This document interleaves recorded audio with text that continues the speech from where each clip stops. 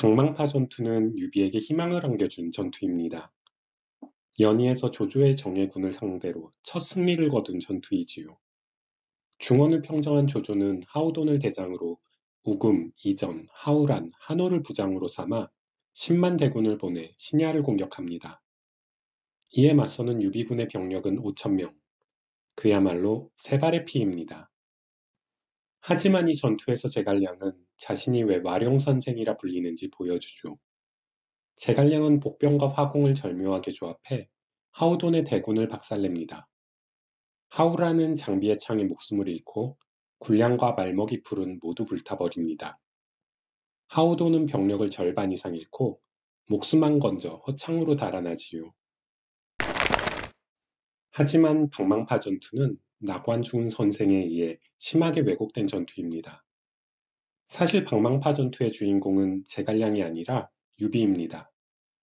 진수삼국지 촉서유비전, 조운전, 위서 이전전의 내용을 종합해보면 다음과 같습니다.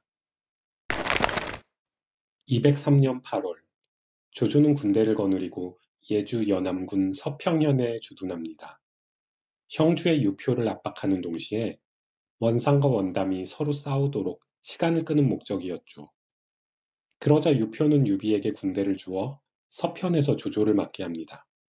서편은 서평현의 서쪽에 있습니다. 유비가 나오자 조조도 가만히 있을 수 없죠. 조조는 하우돈에게 병력을 주어 유비를 공격하게 합니다. 하우돈은 우금, 이전, 하우란 등을 부장으로 삼아 서편으로 진격합니다. 그러자 유비는 군영에 불을 지르고 남서쪽으로 달아납니다.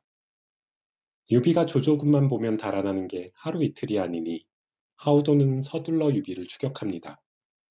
이때 이전이 나서서 하우돈을 말리지요. 유비가 싸워보지도 않고 달아나니 매복이 있을 겁니다. 남쪽으로 가는 길은 좁고 숲이 우거져 추격하면 위험합니다.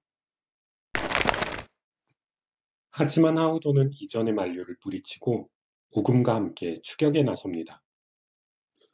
유비는 쥐새끼처럼 도망치기 바빠 복병을 두었을 리 없다. 빨리 추격하지 않으면 또 유비를 놓친다. 이런 식으로 대답했을 것 같네요. 그리고 이전에게는 군영을 지키게 합니다. 잠시 후 하우돈의 군대가 방망의 좁은 길에 들어서자 기다렸다는 듯이 유비의 복병이 모습을 드러냅니다. 아마 유비와 조운이 미끼 역할을 하고 관우와 장비가 숨어 있었겠지요. 복병을 맞는 하우돈의 군대는 속절없이 무너집니다. 이렇게 유비가 하우돈이라는 대어를 낚으려는 순간 방해꾼이 나타납니다. 후방에 있던 이전이 구원병을 이끌고 온 것입니다. 안전을 제일로 여기는 유비는 적의 지원군이 나타나자 미련 없이 물러납니다. 이 전투에는 조운과 관련된 일화가 있습니다. 조운이 하우돈의 부장 하우란을 생포했는데 하우란은 조운과 같은 상산 진정현 출신이었습니다. 서로 안면은 있는 사이였고요. 조운은 유비에게 하우란이 법률에 밝으니 살려주고 군정으로 임명하기를 청했습니다. 참고로 군정은 군대 내에서 군법을 담당하는 관리입니다. 덕분에 하우란은 유비군의 군정이 되었지만 조운은 하우란과 거리를 두는 신중함을 보였다고 합니다. 참고로 유비가 삼고초려를 통해 제갈량을 등용한 것은 207년입니다. 203년에 일어난 방망파 전투에 제갈량이 참여할 수는 없었지요. 나관중 선생은 유비를 덕이 있는 군자로 묘사하기 위해 싸움에는 영 서툰 사람으로 표현했습니다. 하지만 유비는 싸움을 못하는 인물은 아니었습니다. 일흥대전 때 조비에게 병법을 모른다고 까였지만 조비가 병법으로 다른 사람을 욕할 자격은 없다고 봅니다.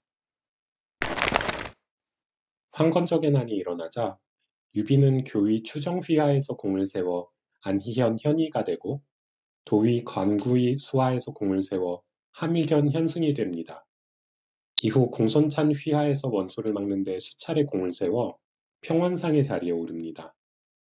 이후 원소와 조조의 연합군에게 패해 평원을 내주고 전해와 함께 제국의 자리 잡습니다. 그리고 서주에 도겸을 구하러 갔다가 조조에게 또다시 패합니다. 이때 유비의 병력은 이민족 기병을 포함해 2천이 안 되었을 것으로 추정됩니다. 애당초 이길 수 없는 싸움이었습니다. 그 다음 유비의 상대는 원술입니다. 원술이 수만 대군을 거느리고 서주로 쳐들어오자 유비는 수천의 병력으로 합이 우희현으로 요격을 나섭니다. 유비는 한 달 넘게 원술의 공격을 막아냈고 다급한 원술은 여포를 꼬드겨 합의성을 훔치게 해서 승리를 거둡니다.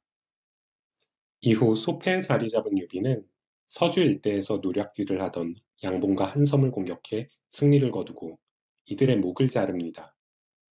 그 뒤 유비는 여포의 장수 고순의 공격을 받고 패합니다.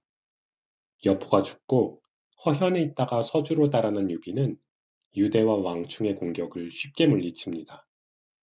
하지만 조조의 기습을 받자 허둥지둥 달아나죠. 원소에게 의지하던 유비는 연암으로 내려와 조조의 후방을 어지럽힙니다. 이후 유비는 조인에게 패하지만 채양에게는 승리를 거두고 그 목을 베죠. 하지만 조조가 쳐들어오자 싸워보지도 않고 형주로 달아납니다. 그 다음에는 유표 휘하에서 하우돈의 공격을 받지만 복병으로 승리를 거두죠. 이후 유비는 당양 장판파에서 조조의 추격군에게 패하지만 이때는 싸울 수 있는 상황이 아니었습니다. 10만이 넘는 백성들을 데리고 가느라 유비의 군대는 곳곳에 분산되어 있었습니다.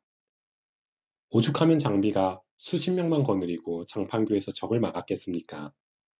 그 다음 전투에서는 손권과 연합해 조조에게 승리를 거둡니다. 익주정벌은 유비가 방통과 법정의 계책에 따랐으니 유비의 전공으로 보기 어렵습니다. 한중공방전에서 조조에게 승리를 거두지만 이 역시 법정의 신묘한 계책 덕분이지요. 유비가 마지막으로 군대를 운영한 것은 이릉대전이었습니다. 다들 아시다시피 역사에 길이 남을 대패를 당했지요. 하지만 이릉대전에서도 오해 장수들 상당수가 유비의 계책에 현혹됩니다. 총대장 육손이 모두의 반대를 물리치고 자신만의 전술을 구사한 덕분에 유비를 물리칩니다.